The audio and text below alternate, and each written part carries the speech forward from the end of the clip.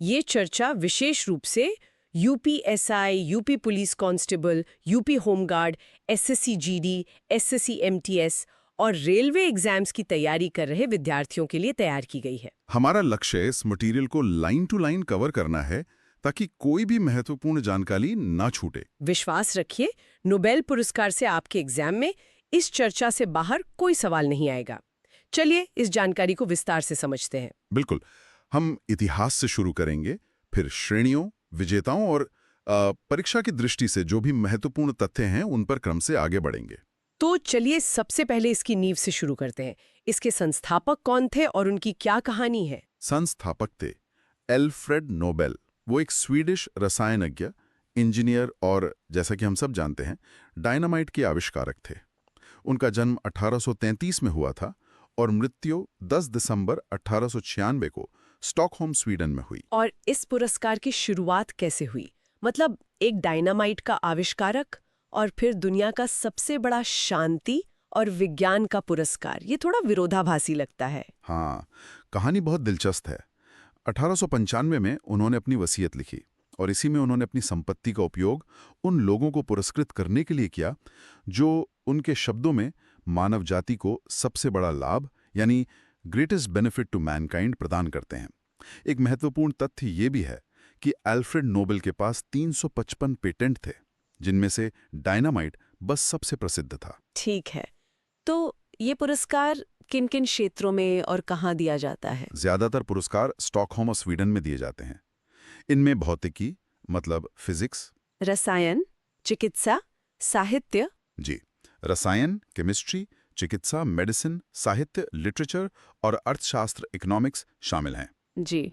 लेकिन जो शांति का नोबेल पुरस्कार है वो ओस्लो, नॉर्वे में नॉर्वेजियन नोबेल समिति द्वारा दिया जाता है।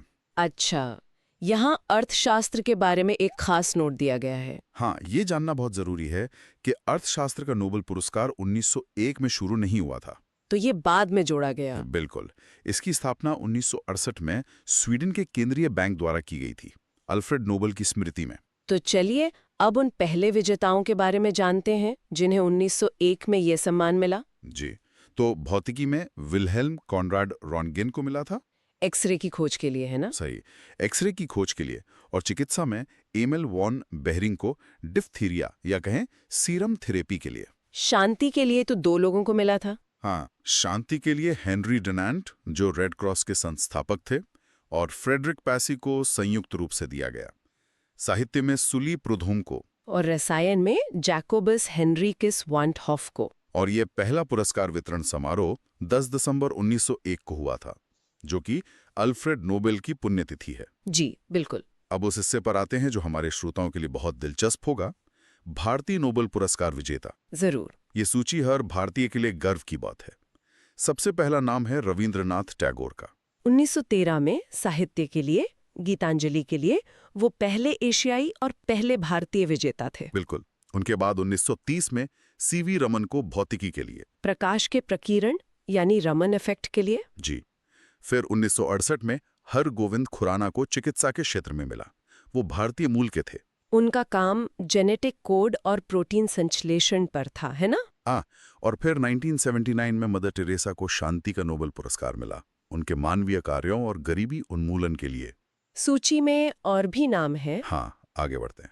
1983 में सुब्रमण्यम चंद्रशेखर को भौतिकी में मिला, चंद्रशेखर लिमिट के लिए, सितारों की संरचना और विकास पर उनके काम के लिए। सही कहा।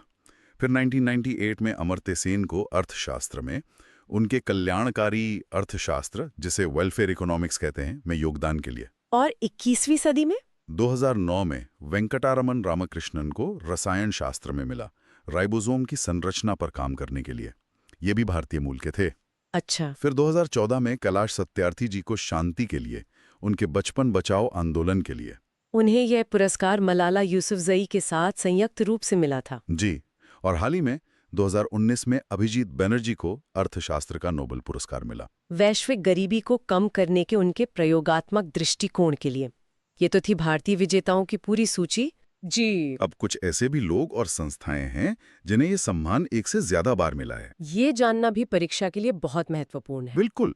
इस लिस्ट में सबसे पहला नाम है मैरी क्यूरी का। उन्हें तो 2 अलग-अलग विज्ञान के क्षेत्रों में मिला था। हाँ, 1903 में भौतिकी और 1911 में रसायन के लिए, और वो पहली महिला विजेता भी थी। अद्भुत। फिर हैं लिनस पॉलिंग, उन्हें 1954 में रसायन और 1962 में शांति के लिए मिला। और जॉन बार्डीन? जॉन बार्डीन को भौतिकी में ही 2 बार मिला, 1956 में और 1972 में।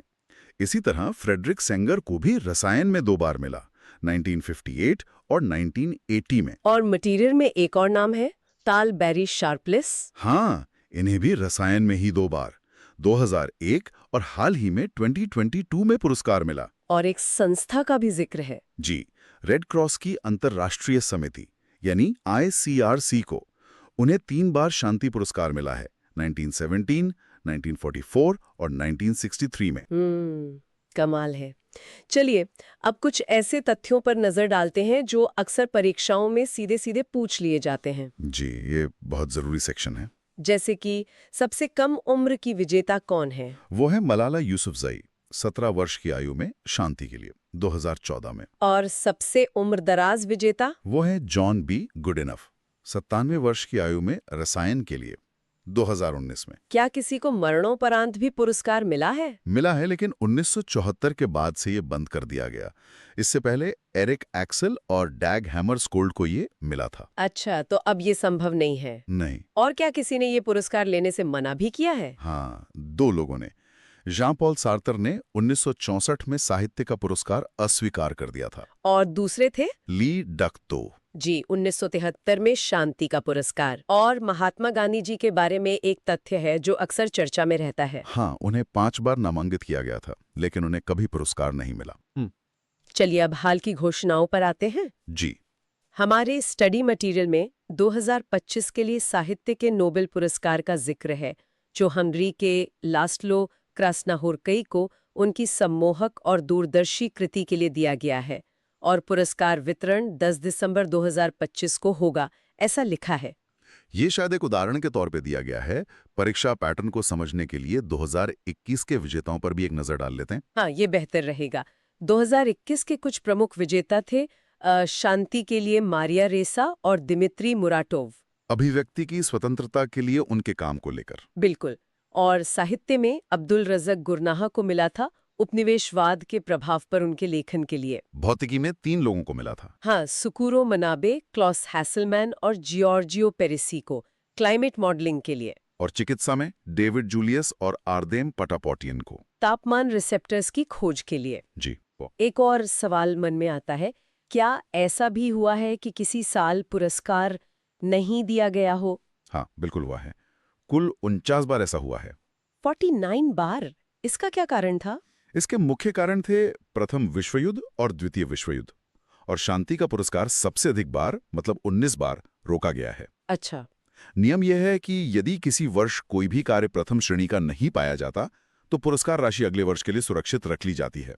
तो इस पूरी चर्चा का सार क्या है? वो मुख्य बातें जो हमारे श्रोताओं को याद रखनी ही है। संक्षेप में कुछ पॉइंट्स हैं। 1895 में अल्फ्रेड नोबेल द्वारा वितरण शुरू हुआ 1901 से। जी। कुल श्रेणियां हैं 6, जिनमें अर्थशास्त्र 1968 में जुड़ा।